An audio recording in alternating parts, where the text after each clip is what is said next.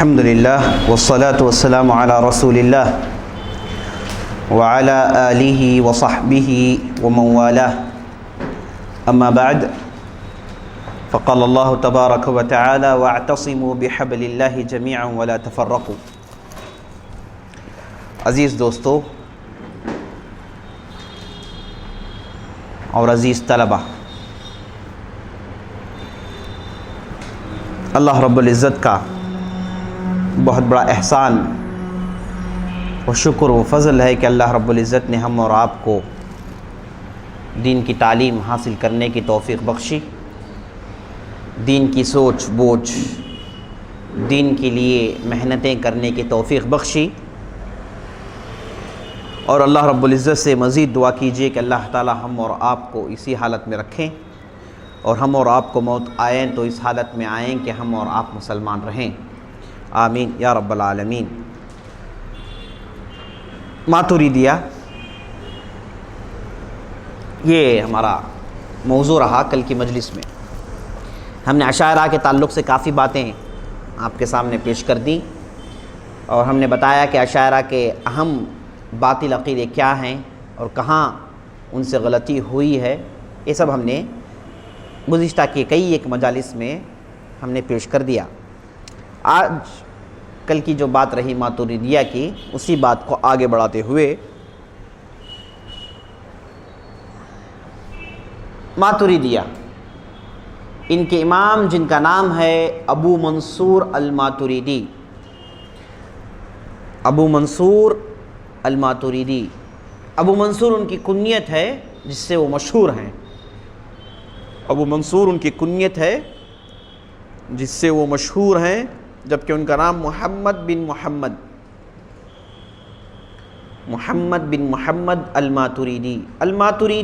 الماترید سمرقند کے پاس ایک محلہ ہے جسے ماترید کہتے ہیں. تو ہمارے جو ابو منصور ہیں اسی ماترید سے ان کا تعلق تھا. سمرقند یہ کہاں ہے؟ آج کل ازبکستان میں ہے، اور ایک زمانے تک یہ بڑا ہی مشہور شہر رہا. اور آپ عراق چھوڑ کر خراسان لیں گے تو خراسان کے اندر اور اس کے آس پاس کے علاقوں میں سمرقند ایک مشہور علاقہ رہا، بلکہ اہل علم کا مرکز رہا. اور سمرقند کے آس پاس ہی بخارا ہے جہاں سے امام بخاری پیدا ہوئے، اور سمرقند کے آس پاس سے ڈھیر سارے علماء نکل آئے. تو یہ علاقہ خراسان کے علاقوں میں سب سے مشہور علاقہ رہا، جہاں سے کئی ایک علماء آئے جنہوں نے دین کی خدمت کی. تو یہ بھی اسی سمرقند کے ایک علاقے محلے ماتری سے ان کا تعلق رہا. یہ کب پیدا ہوئے ٹھیٹ سے معلوم نہیں، لیکن ان کی وفات 333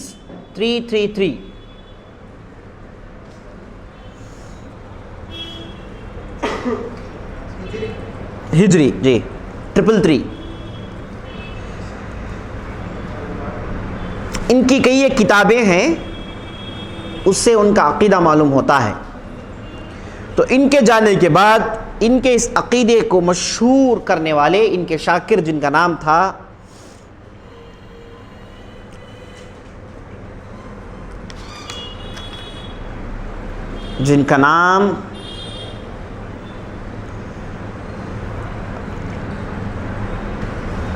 البزدوی، جن کا نام محمد بن حسین البزدوی، جو ان کی لکھی ہوئی کتابوں کو پڑھ کر اس عقیدے کو انہوں نے شہرت دی، مشہور کیا. اب محمد بن حسین البزدوی.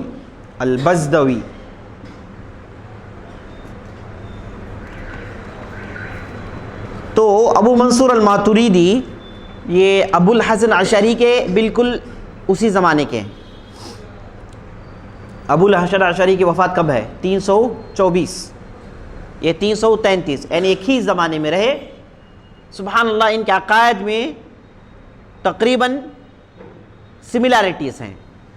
لیکن ان دونوں نے کبھی ملاقات نہیں کیا، نہ ایک دوسرے کو اچھی طریقے سے جانتے تھے.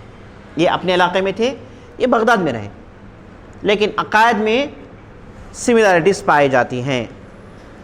تو ابو منصور الماتوریدی کی مشہور کتاب تاویلات اہل السنہ، کتاب کا نام کیا ہے؟ لکھ لیجیے، تاویلات اہل السنہ.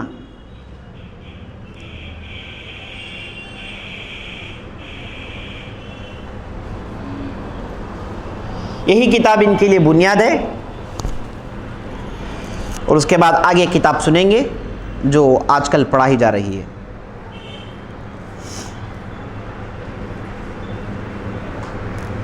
تو ان کے شاگرد آئے جنہوں نے اس مذہب کی بڑی شد و مت سے ترویج کی، اور اس علاقے میں تقریباً یہ لوگ چھا چکے تھے.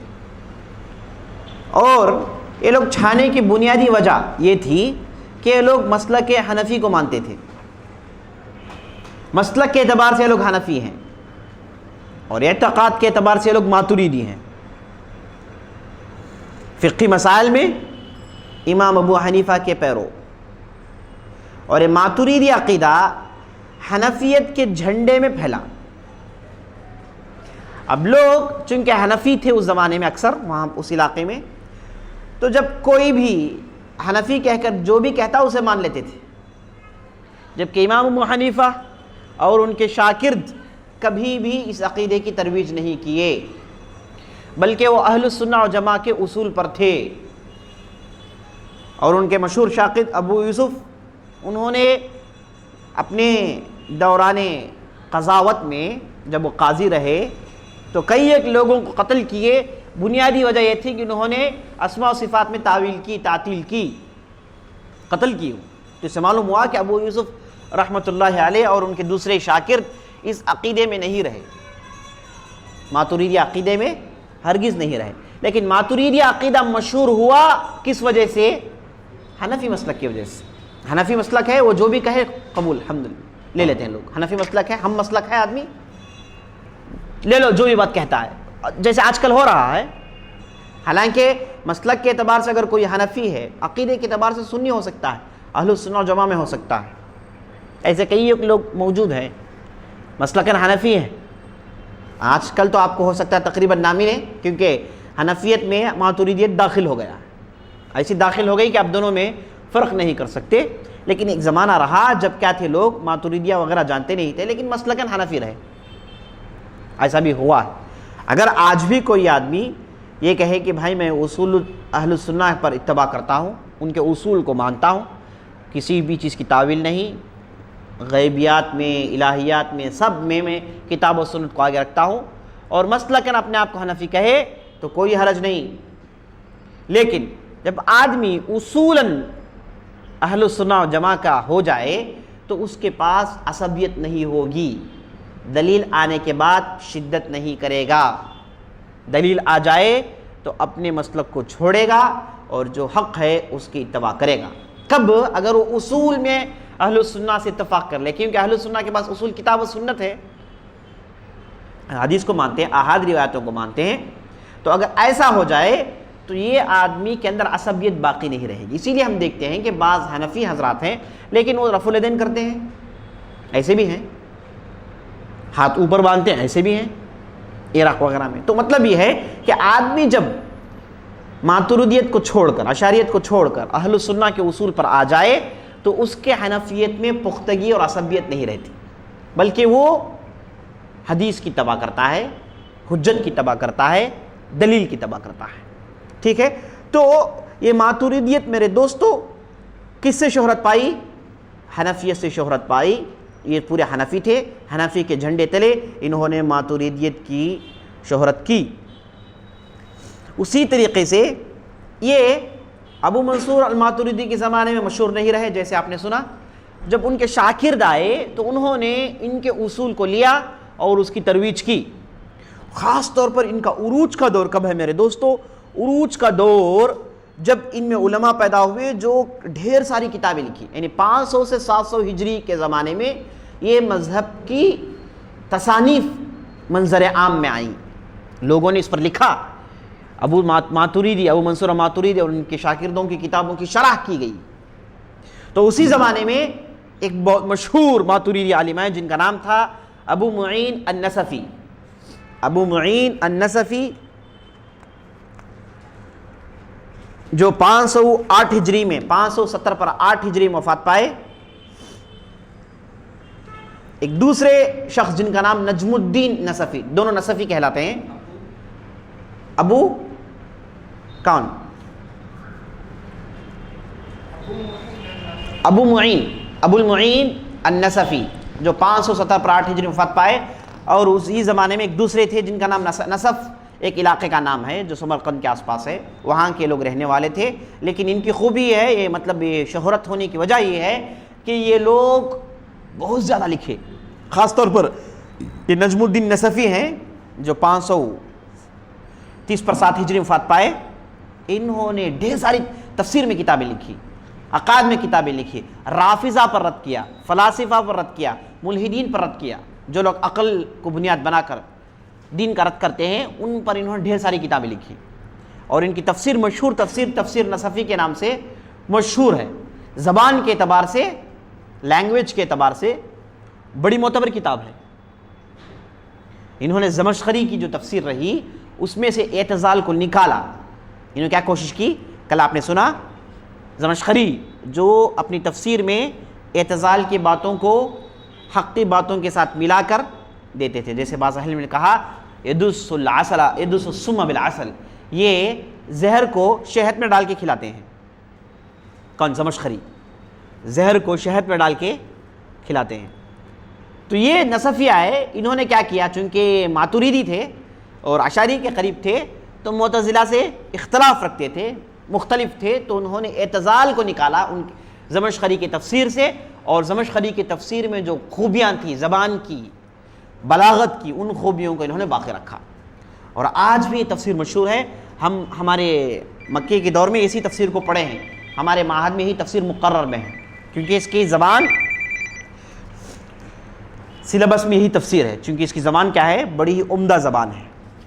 جسے عقیدہ معلوم ہے وہ اس تفسیر سے پڑھے، اس تفسیر کو پڑھے گا تو بہت سارے فائدے اٹھا سکتا ہے. تو یہ تھے میرے دوستوں نجم الدین النصفی. یہ کب کا دور ہے؟ پہلا دور ابو منصور ماتریدی رہے، مشہور نہیں ہوئے. ان کے عقائد کیا ہیں؟ کل آپ نے بعض چیزیں سنی، آج انشاءاللہ بعض چیزیں سنیں گے. ان کے زمانے مشہور نہیں ہوئے. اس کے بعد کا مرحلہ ان کے شاگردوں کا تھا جب کافی شہرت ہوئی. اور 500 ہجری سے 700 ہجری تک یہ نصفی بعض لوگ آئے اور دوسرے آئے جنہوں نے یہ مذہب کی کتابیں لکھی، ڈھیر ساری کتابیں لکھی اور سارے عالم میں مشہور کرایا.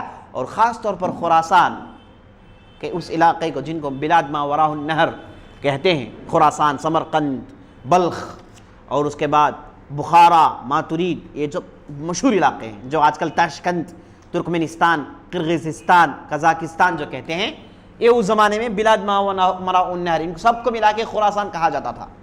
تو وہ علاقے میں یہ عقیدہ بہت مشہور ہوا 500 سے 700 ہجری تک.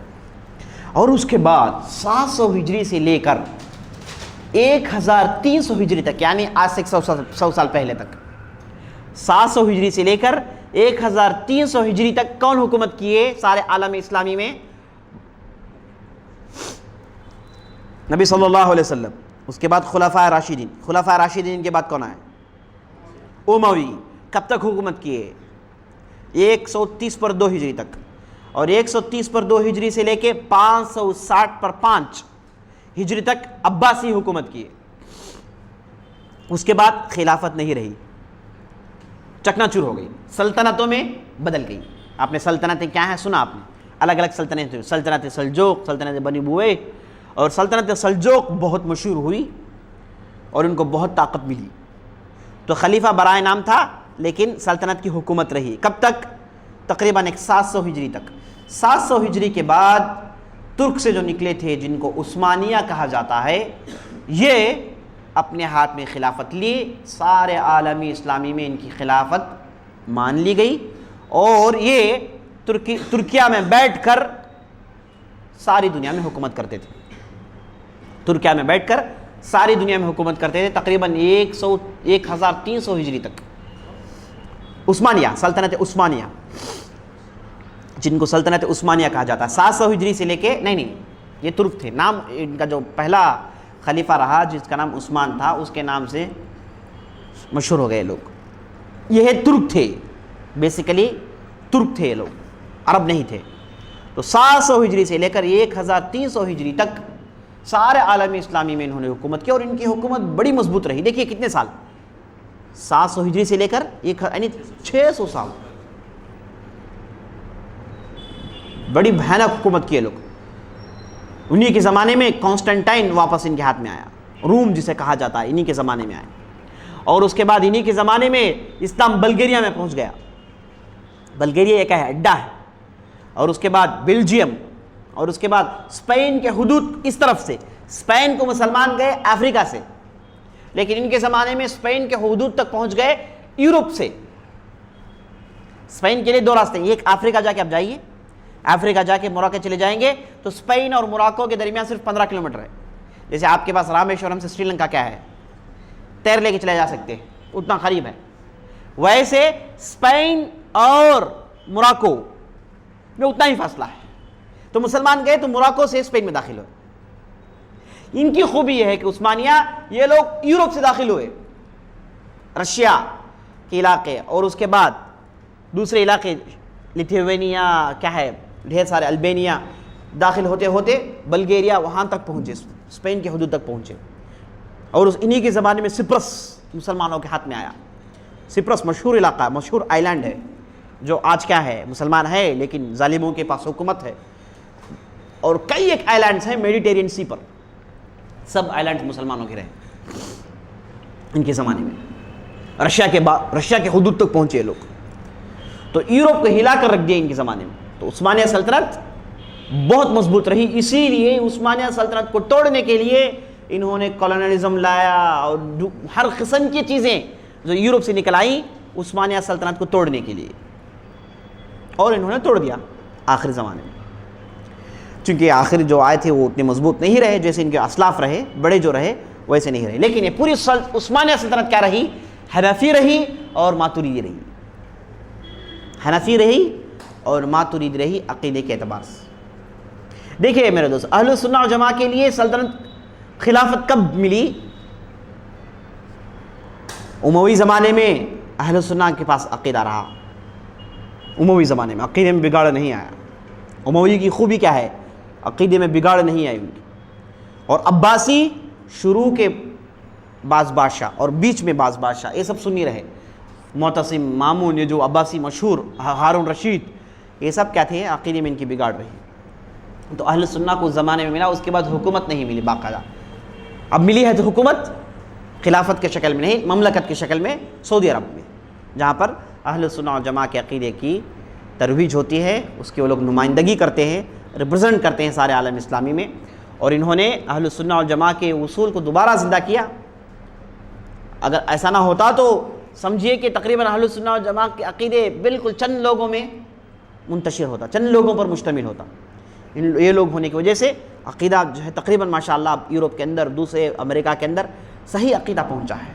یہ ان کی خوبی ہے جس کی طرفداری اور جس کے تعلق سے ہم کو کہنا چاہیے, پذیرائی, تعریف کرنی چاہیے. بہرحال میرے دوستو, 700 ہجری سے لے کر 1300 ہجری تک سلطنت عثمانیہ رہی, جنہوں نے اس عقیدے کی بڑی شد و مت سے ترویج کی. ماتوریدی عقیدے کو انہوں نے بہت شہرت دی, اور جتنے بھی سلطان رہے, جتنے بھی عثمانیہ بادشاہ رہے, سب نے ماتوریدی عقیدے کو اختیار کیا, اور اسی چیز کو باقی رکھا گیا. اب جب عثمانیہ حکومت رہی, وہ لوگ اس پر رہے, تو یہاں پر مغلیہ جو سلطنت کی وہ لوگ کہاں رہیں گے؟ اسی پر تو رہیں گے نا, اسی پر رہے, ماتوریدی رہے.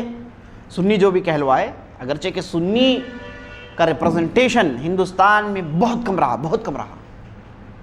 بلکہ شروع کے دور میں مغلیہ سلطنت اور اس کے اوپر کے زمانے میں تقریباً ناپید ہے میرے دوستو. جتنے بھی افغان آئے, اب جتنے بھی مغول آئے, ان کے عقائد میں بگاڑ رہی ہے. یا تو پھر وہ لوگ اسماعیلی صوفی شیعہ ہوتے, یا پھر صوفی عقیدہ رکھنے والے ہوتے. صحیح عقیدہ صحابہ, تابعین, تبع تابعین کا عقیدہ موجود نہیں رہا تقریباً, بلکہ مغولوں نے تو اسے بالکل برباد کر دیا. مغول سے پہلے لودھی حکومت کر رہے تھے, اور اس سے پہلے تغلق وغیرہ لوگ، یہ سب کیا تھے؟ صوفی قسم کے لوگ تھے. اور بعض اکا دکا جیسے فیروز شاہ تغلق کے تعلق سے آتا ہے کہ ان کے پاس شیخ الاسلام ابن تیمیہ کے ایک شاگرد آئے جن کا نام عبدالعزیز مغربی تھا. تو وہ زمانے میں فیروز شاہ تغلق تھوڑے بہت ان کے عقائد میں تبدیلی آئی تو صوفیہ کو اس زمانے میں پیٹا گیا فیروز شاہ تغلق کے زمانے میں. تو یہی پہلے آدمی ہیں جو دلی سے سلطنت نکال کر دولت آباد میں سلطنت منتقل کیے. دلی سے سلطنت نکال دی لیکن یہ مجبور ہوئے پھر دولت آباد سے پھر دلی واپس چلے گئے. لیکن بادشاہ جو رہے فیروز شاہ تغلق سٹینڈرڈ آدمی نہیں رہے. اگرچہ کہ عقیدے میں تھوڑی بہت تبدیلیاں آئیں، تھوڑی بہت توحید کی بات ان کے پاس آئی، صوفیت تھوڑی انہوں نے چھوڑی، لیکن اس کے بعد پھر بھی نظر نہیں آتی. تو ہندوستان میرے دوستو یہی لوگوں کے ریل پیل میں پھنس کر انہی کے جو ہے بھول بھلیوں میں پھنس کر صحیح عقیدہ نہیں پایا. کب تک؟ جب تک کہ جو ہے ولی اللہ دہلوی نہیں آئے. وہ کب تک؟ کب کی بات ہے؟ تقریباً 1200 ہجری کے آس پاس. ورنہ اس سے پہلے پورے یہی صوفیت کی گمراہیاں یہی چیزیں ہندوستان میں باقی رہیں. تو جب ہندوستان میں تو یہی عقیدہ رہا، ماتریدی عقیدہ رہا. اب اس کے بعد جب دیوبند قائم کیا گیا تو یہی عقیدے کو بنیاد بنایا گیا. اور جو نجم الدین نصفی ہیں انہوں نے کتاب لکھی جس کا نام عقائد نصفیہ. عقائد نصفیہ جو التاویل کے نام سے کتاب ہے بزدوی کی. ان کا نام سنا آپ نے، بزدوی جو ابو منصور اور ماتریدی کے شاگرد رہے. وہ بزدوی کتاب کی شرح ہے وہ العقائد نصفیہ. اور یہ عقائد نصفیہ آج بھی سلیبس میں ہے. آج بھی سلیبس میں دیوبند میں یہی کتاب پڑھائی جا رہی ہے اور ندوے میں اسی کتاب کی ترویج ہو رہی ہے. اور اس کے بعد بریلوی مدرسہ وہاں پر بھی یہی کتاب پڑھائی جاتی ہے. تو یہ سب کیا ہیں؟ ماتریدی ہیں. یہ سب ماتریدی ہیں. بلکہ دیوبند کے ایک صاحب ہیں جن کا نام خلیل احمد سہارنپوری.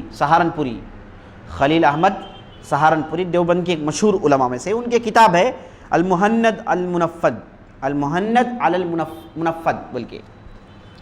تو اس میں تو انہوں نے صریح ماتریدی عقیدے کو پیش کیا، بلکہ قبر پرستی کی نمائندگی کی اور ایسی باتیں ہیں جو صوفیہ انتہائی صوفی بھی نہیں کہہ سکتا.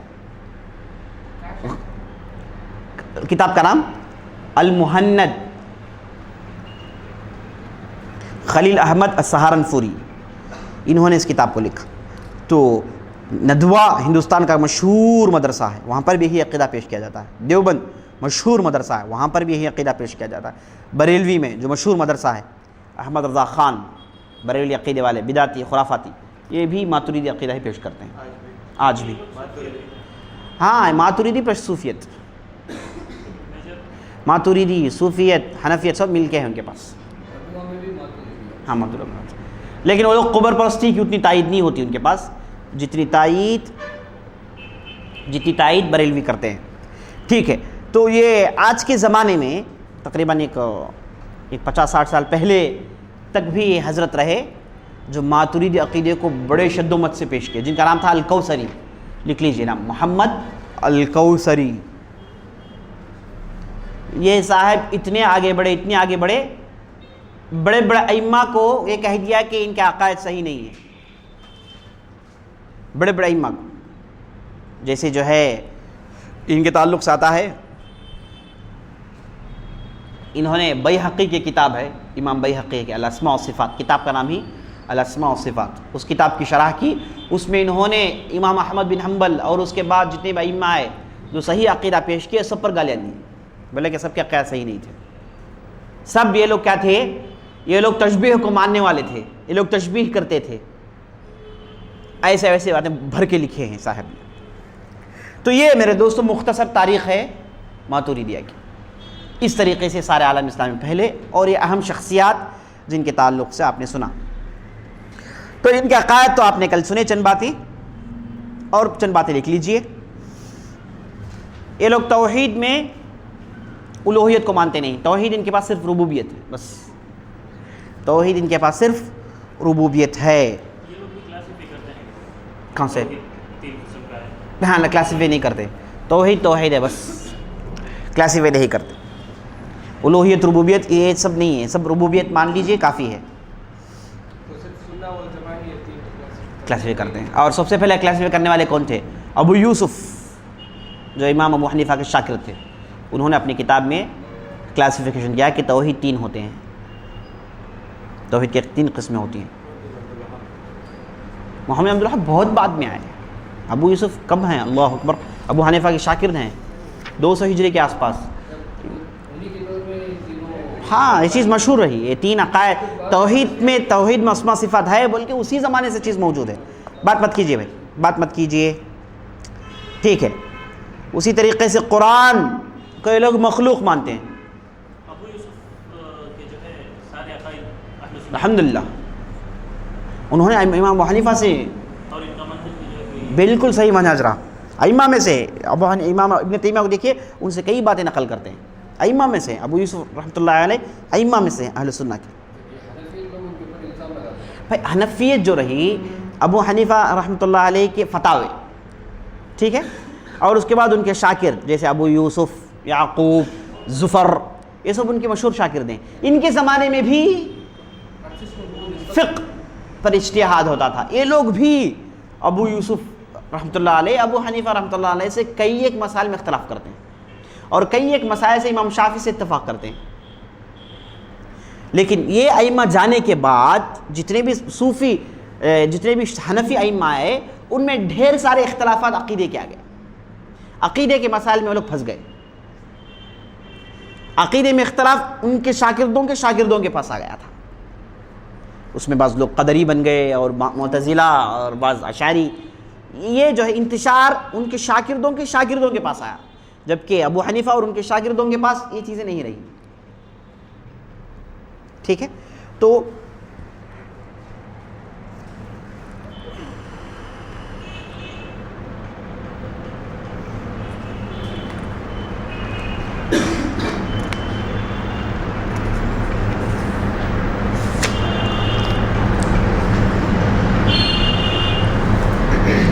یہ لوگ اسماء و صفات کے ساتھ تعویل کرتے ہیں۔ اب ان کے پاس منہج اسماء و صفات میں یہ ہے کہ ایک تعویل کرے یا پھر تفویض کرے۔ تفویض کیا ہے؟ تعطیل، تشبیہ، تمثیل، اور تفویض تکییف۔ تفویض کیا ہے؟ تفویض یہ کہنا کہ معنی نہیں معلوم، نیوٹرل سٹینڈ، معنی نہیں معلوم، معنی نہیں سمجھتے ہم، نہ تعویل کریں گے، نہ تشبیہ، تمثیل، تعطیل، کچھ بھی نہیں معلوم۔ جہالت کا اظہار، ہم بھی جہالت کا اظہار کرتے ہیں کیفیت میں، لیکن معنی تو سمجھتے ہیں، عربی میں ہیں، اور عربی میں ہونے کی وجہ سے ہم معنی سمجھتے ہیں اور معنیوں سے اثر لیتے ہیں، ہمارا ایمان بڑھتا ہے۔ ان کے پاس کیا ہے؟ تفویض۔ بھائی اسماء و صفات تفویض معلوم نہیں کہہ دیجئے، بس کافی ہے۔ تو ماتریدیہ کے پاس تعویل کا ایک منہج ہے، تفویض کا منہج ہے۔ یہ کہتے ہیں کہ جو عقیدے میں عالم ہے، عقیدے کی باتیں سمجھتا ہے، اس کا عالم ہے، تو وہ تعویل کرنا اس کے لیے ضروری ہے، تعویل کرے گا وہ۔ تعویل سے مراد مذموم تعویل، تعطیل تک جو پہنچاتی ہے۔ اب جو لوگ عوام ہیں، جو یہ مسائل نہیں سمجھتے، وہ لوگ تفویض کریں گے، اسماء و صفات پڑھیں گے تو کیا کہیں گے؟ نہیں معلوم، ایسے ہی سمجھ لو۔ آج بھی جا کر آپ ان کے جو ائمہ ہیں ان سے پوچھیے، آپ یہ کہیں گے بھائی اس باب میں آپ خاموش رہ جائیے، کافی ہے، اسماء و صفات کے بارے میں بات مت کیجیے، اللہ کے نام ہے پڑھ لیجیے عربی، بات ختم۔ اشاعرہ کا سٹینڈ الگ ہے۔ اشاعرہ کا سٹینڈ کیا ہے؟ باقاعدہ تشبیہ تعطیل کرتے ہیں وہ لوگ، بعض جو ہے 7 صفات کو مانتے ہیں، یہ بھی 8 کو مانتے ہیں، لیکن بقیہ صفات کے ساتھ ان کا یہ سٹینڈ ہے کہ تعویل یا پھر تفویض۔ تعویل علماء کے لیے، تفویض عوام کے لیے۔ یہ ماتریدیہ اشاعرہ سے یہاں پر اختلاف کرتے۔ اس کے بعد ان کے پاس بنیادی مسئلہ یہ ہے، یہ لوگ جو ہے ایک کانسیپٹ ہے جسے تحسین و تقبیح کہتے ہیں، تحسین و تقبیح، اس کانسیپٹ کے لوگ مانتے ہیں۔ کیا مطلب؟ عقل بعض چیزوں کو اچھا کہتا ہے اور بعض چیزوں کو عقل نفرت کرتا ہے۔ جن چیزوں کو عقل اچھا کہتا ہے اسے کہتے ہیں تحسین، جن چیزوں کو عقل اچھا نہیں کہتا ہے اسے کہتے ہیں تقبیح۔ اب اس میں کرتے کیا ہیں؟ یہ پورے عقائد کے مسائل کو ان 2 چیزوں پہ لا کر رکھتے ہیں۔ عقل کے پاس جو چیز اچھی نظر آئے اسے لے لیتے ہیں، اور عقل جسے اچھی نہیں کہتا اسے چھوڑ دیتے ہیں. تحسین و تقبیح کا کانسیپٹ انہی کے پاس ہے، اشاعرہ کے پاس نہیں. اور اس میں بہت دور تک مسئلہ پہنچتا ہے. میں سمجھتا ہوں کہ اتنا کافی ہے. تحسین و تقبیح یعنی عقل جسے اچھا کہتا ہے اسے لے لیں گے، عقل جسے اچھا نہیں کہتا اسے چھوڑ دیں گے. اسماء و صفات اور عقائد کے باب میں.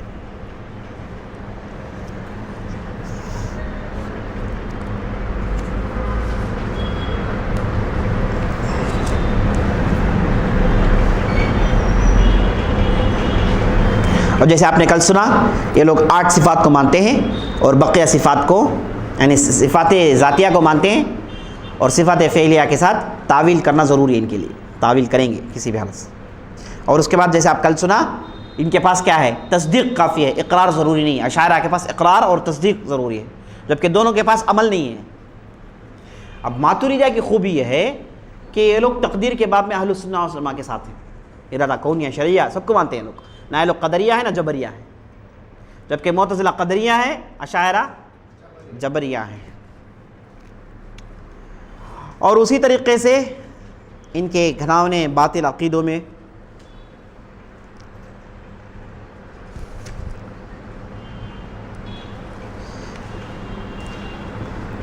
اگرچہ کہ لوگ یہ دعویٰ کرتے ہیں کہ ہم صفات ذاتیہ کو مانتے ہیں، اس کے باوجود بھی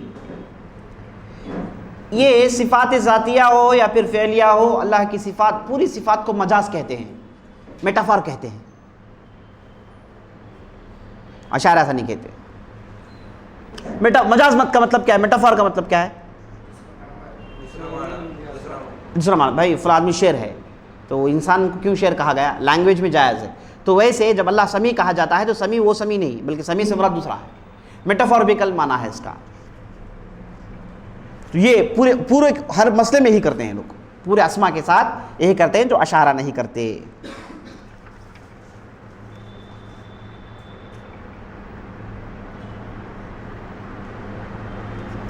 اور اس کے بعد ان کے پاس جیسے آپ نے سنا تقبیح اور تحسین کو مانتے، تقبیح اور تحسین کو مانتے ہیں.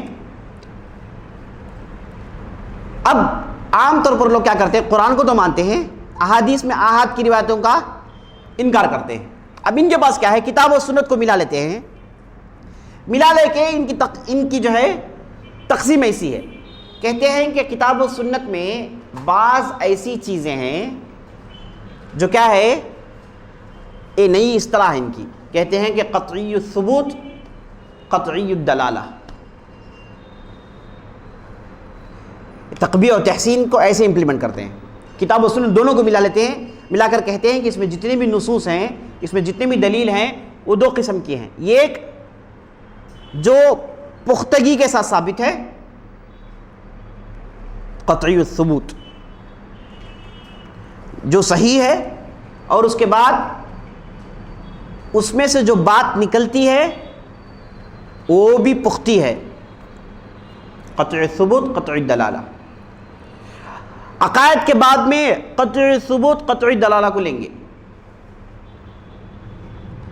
ایک ہے قطعی الثبوت ظنی الدلالہ، ظنی الثبوت ظنی الدلالہ. ایسی تقسیم ان کی الگ تقسیم ہے جو اشاعرہ کی تقسیم نہیں. اشاعرہ احاد متواتر کو تو مانتے ہیں، احاد کا انکار کر دیے الگ بات. یہ لوگ کیا ہیں، دونوں کو ملا لے کے تقسیم ان کی ایسی ہے، قطعی الثبوت قطعی الدلالہ، قطعی الثبوت ظنی الدلالہ. اس طریقے سے 4 تقسیم کرتے ہیں اور کہتے ہیں کہ جو پہلا نمبر کا ہے قطعی الثبوت قطعی الدلالہ یہی عقیدے کے باب میں چلے گا، اس کے علاوہ دوسرے جو ہیں یہ نہیں چلے گا. یہ قطعی الثبوت قطعی الدلالہ کیسے بناتے ہیں؟ یہ تقبیح اور تحسین کے بنیاد سے بناتے ہیں. بہرحال یہ مسائل جو ہے آپ کو تھوڑے مشکل ہوں گے، اس لیے آپ سے چھوڑ دیجیے. یہ سمجھ لیجیے کہ اشاعرہ اور ماتریدیہ میں یہاں پر فرق ہے. اشاعرہ احاد کا انکار کرتے ہیں، لوگ احاد کہہ کے انکار نہیں کرتے بلکہ کہتے ہیں کہ ظنی الدلالہ ہے. یہ کہہ کے لوگ انکار کرتے ہیں. یہ ان کا بڑا ہی گھناؤنا مسئلہ ہے جو ان کی کتابوں میں عام ملے گا. یہ قطعی ثبوت قطعی دلالہ، یہ اصول الفقہ اور ان کی جو مشہور کتابیں ہیں اس میں یہ بہت زیادہ آپ کو یہ ملے گا. بس یہ ان کے اہم عقائد ہیں. جیسے آپ نے کل سنا، یہ کئی ایک مسائل میں اہل السنہ و جماعت صحابہ و تابعین تبع تابعین کے منہج سے اتفاق کرتے ہیں، اس میں خاص طور پر تقدیر کا مسئلہ، اور اس کے بعد صحابہ کے مسئلے میں، اور اس کے بعد غیبیات میں احوال برزخ، احوال یوم القیامہ، آب کوثر، پل صراط، یہ سب الحمدللہ یہ اہل السنہ و جماعت کے ساتھ ہیں۔ صحابہ کے معاملے میں یہ لوگ اہل السنہ کی جماعت کے ساتھ ہیں، اور اس کے بعد یہ لوگ روافضہ پر بہت شدت کے ساتھ رد کیا۔ روافضہ اثنا عشریہ امامیہ پر انہوں نے بہت کام کیا، اور ان کے جو ہے پیر ہلا کر رکھ دیے، پیر جمنے نہیں دیے ان علاقوں میں جہاں پر یہ لوگ تھے۔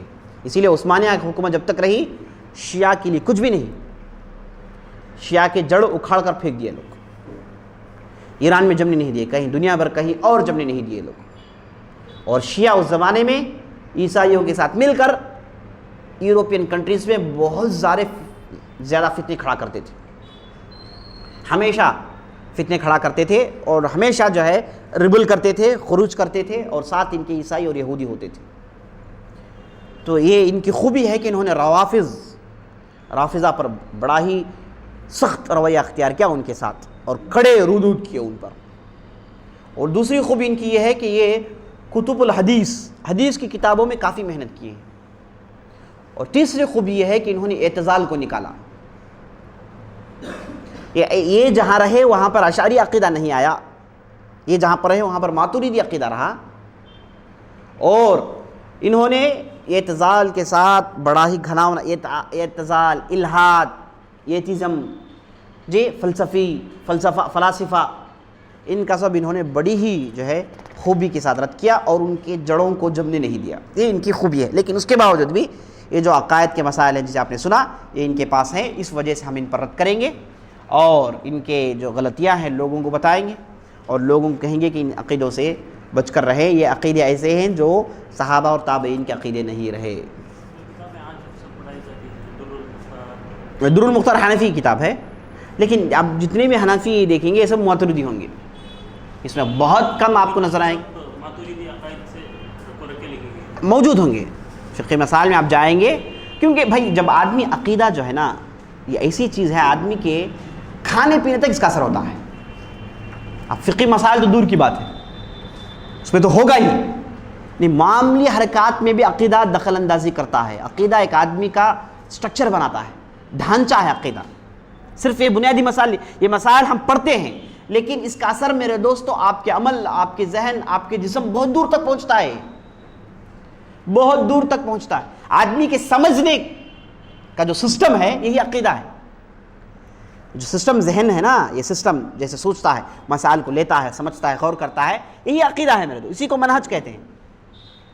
اب یہ سسٹم بگڑ گیا تو اس کا اثر کہاں پر رہے گا؟ ہر چیز میں دکھائی دے گا۔ تو یہ جب ماتریدی عقیدہ یہ سسٹم یہ لوگ اختیار کر لیے، یعنی فلسفی باتیں، کلامی باتیں ان کے پاس جو رہ گئی تھیں، یہ ان کے سسٹم کو بگاڑ دی۔ اب ان کے سسٹم جب بگڑ گیا تو آپ یہ مسائل آپ جو ہے سیرت میں بھی دیکھیں گے۔ اب اسی وجہ سے صوفیہ کے دروازے کھلے جہاں سے وہ لوگ ان میں داخل ہو گئے، اور فقہی مسائل میں تو ضرور دیکھیں گے آپ۔ جب عقیدے میں انہوں نے احادیث کی تقسیم کر دی، قطعی دلالہ، ظنی دلالہ کر دیا، تو جب فقہ میں آئیں گے تو ضرور کریں گے نا۔ اب اسی لیے ان کے پاس کیا ہے؟ قرآن بنیاد ہے، قرآن میں جو مسائل ہیں فرض کہتے ہیں، احادیث میں جو مسائل ہیں اسے واجب کہتے ہیں، جبکہ ہمارے پاس یہ ہے کہ قرآن و حدیث دلیل کے اعتبار سے، عمل کے اعتبار سے دونوں ایک ہیں۔ تو یہ منہج جو آپ لکھے ہیں، جو پڑھے ہیں، اس کا اثر آپ ساری زندگی میں محسوس کریں گے۔ اسی لیے عقیدہ جاننا بہت ضروری ہے، اور اس کے بعد یہ عقائد کے مسائل آپ کو ایسے سمجھ میں نہیں آئیں گے، یہ ہم نے تاکہ آپ کو معلوم ہو جائے کہ آپ کے آس پاس کیسے کیسے فرقے رہتے ہیں، آپ کیسے کیسے اسے ہوشیار رہیں، کس سے لیں، کس سے نہ لیں، اور کس سے کس باب میں لیں اور کس باب میں نہ لیں، یہ سب آپ جان لیں۔ اس لیے ہم نے آپ کے سامنے پیش کیا، ورنہ آپ ماتریدی عقیدے پر مہارت حاصل کرنا چاہتے ہیں، اشعری عقیدے پر مہارت حاصل کرنا چاہتے ہیں، تو سب سے پہلے آپ اہل السنہ کے پورے عقائد پڑھیں گے، اور اس کے بعد عربی زبان سے کتاب و سنت کے نصوص آپ کے سامنے ہوں گے، اس کے بعد جا کر ان چیزوں پر آپ مہارت حاصل کر سکتے ہیں۔ جب جا کے آپ ان کے خلاف کتابیں لکھیں گے اور ان کے عقیدے کے جو ہے بنیادوں کو ہلائیں گے، توڑیں گے، صحیح عقیدہ پیش کریں گے، تب کا کام ہے۔ اب کا کام آپ کا صرف یہ ہے کہ جان لیں اور مزید علم حاصل کریں، تاکہ اور آپ کو کلیئرٹی ملے، وضاحت ملے، یہ دھندلاہٹ ختم ہو جائے، وضاحت آپ کے ذہن میں آئے، علم بڑھتا جائے گا تو یہ چیزیں آپ کے ساتھ آئیں گی انشاءاللہ۔ تو میں سمجھتا ہوں کہ یہ کلاس ہمارا آج کا آخری کلاس ہوگا، کیونکہ کل ہم ایک نیا موضوع شروع کریں گے تو سمجھتے ہیں کہ ایک دن میں ختم نہیں ہوگا، جو بھی لیں گے ایک دن میں ختم کرنا ہمارا مشکل ہے، اور کل ہمارے لیے آخری کلاس ہے۔ تو میں سمجھتا ہوں کہ آج ہماری ایک کلاس آخری ہے، انشاءاللہ اس کا پارٹ 2 ہم شروع کریں گے، جس میں دوسرے جو فرقے جو چھوٹ گئے ہیں، خاص طور پر صوفیہ، جن پر ہم نے گفتگو بالکل نہیں کیا، تقریباً نہیں کیا، ٹچ ہی نہیں کیے، اس پر ہم جو ہے زیادہ زور دیں گے، اور اہم چیزیں انشاءاللہ۔ اور اس کے بعد جو دوسری جماعتیں ہیں، ان کے تعلق سے بھی ہم نے آپ کے سامنے پیش نہیں کیا، تبلیغی جماعت ہے، اور یا پھر جو ہے دوسری جماعتیں جو مشہور ہیں، اہل حدیث جماعت بھی ہے جی، اور اس کے بعد جی قادیانی، یا قادیانی فرقوں میں نہیں آئے گا، یہ آ کے ادیان میں آئے گا۔ ایک فرقہ ہے، یہ ایک دین ہے۔ فرقہ اور دین میں فرق کیا ہے؟ فرقے میں اسلام کا اثر باقی رہتا ہے، کچھ نہ کچھ برائے نام بھی باقی رہتا ہے، ادیان میں نام باقی نہیں رہتا اسلام کا۔ عیسائی فرقے میں آئیں گے، ادیان، یہود ادیان، مجوس ادیان، ویسے قادیانی ادیان۔ یہ ایک زمانے میں فرقہ مانتے تھے، لیکن اب وہ ادیان میں ہیں، کیونکہ اہل سنہ اور جتنے بھی لوگ ہیں سب کا اتفاق ہو گیا، لوگ کیا ہیں؟ کافر، سب کافر مانتے ہیں۔ تو ان کو فرقوں میں شمار کرنا غلط بات ہے، ان کو کس میں شمار کریں گے؟ ادیان میں شمار کریں گے۔ ایک مستقل دین ہے یہ، ان کا مستقل نبی، جھوٹا نبی جس کے پیرو وہ لوگ ہیں، اگرچہ کہ وہ لوگ دعویٰ کریں، ہم نہیں مانیں گے۔ اگر ایسا اتفاق کسی دوسرے فرقے پر بھی ہو جائے، سب مان کر ان کو کافر کہا، تو ان کے ساتھ بھی سلوک، ان کے بھی ہم جو ہے ادیان میں شمار کریں گے۔ نہیں، اہل حدیث فرقے میں تو نہیں آئے گا، لیکن ان کے ائمہ بعض جو ہیں ان کے پاس جو غلطیاں وہ تو بتانا ضروری ہے۔ تو ہم انشاءاللہ نیکسٹ جو ہمارا پارٹ 2 ہوگا اس میں اہم چیزوں کو لائیں گے، اور اس کے بعد جو ہمارے معاشرے میں جو جماعتیں ہیں ان کی خوبیاں اور خامیاں، اور کہاں سے بچنا چاہیے اور کہاں سے استفادہ کرنا چاہیے، یہ ہم انشاءاللہ یہ پارٹ 2 کا ہمارا موضوع ہوگا انشاءاللہ۔ بشیر جو ورڈ ہے اس کا روٹ پڑ گیا، بشیر جو ہے بشارت سے ہو سکتا ہے، بشر سے ہو سکتا ہے، جو ہے تبشیر سے ہو سکتا ہے، بیمانہ مبشر، خوشخبری دینے والا، رونق چہرے والا، چمکدار چہرے والا۔ جو ادھر میں اس میں نبی صلی اللہ علیہ وسلم کی بشارت سے، ہاں، وہ تب آ کے خوشخبری سنانے والا، نبی صلی اللہ علیہ وسلم خوشخبری سنانے والے ہیں۔ مبشر، بشر و یبشر سے، مبشر و نذیر ہے نا قرآن میں، مبشر کو بشیر کہتے ہیں، مبشر و بشیر ایک ہی معنی میں ہے۔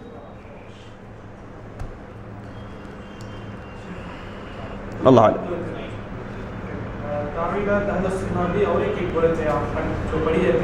عقائد النصفیہ، عقائد کتاب کا نام ہی عقائد النصفیہ، یہ اصل میں تعویل الادلہ کتاب ہے بزدوی کی، اس کی شرح ہے۔ کون سی؟ تعویل اہل سنہ کے ابو منصور ماتوریدی کی ہے، تعویل الادلہ بزدوی کی ہے، محمد حسین البزدوی کی، جو ابو منصور کے شاگرد رہے۔ تو یہ عقائد نصفیہ جو پڑھائی جاتی ہے مدارس میں کتاب، یہ تعویل الادلہ کی شرح ہے۔ تعویل الادلہ پڑھیں گے تو سمجھیں گے نہیں لوگ، پوری بات بزدوی۔ ٹھیک، کل تو کلاس نہیں رہے گی۔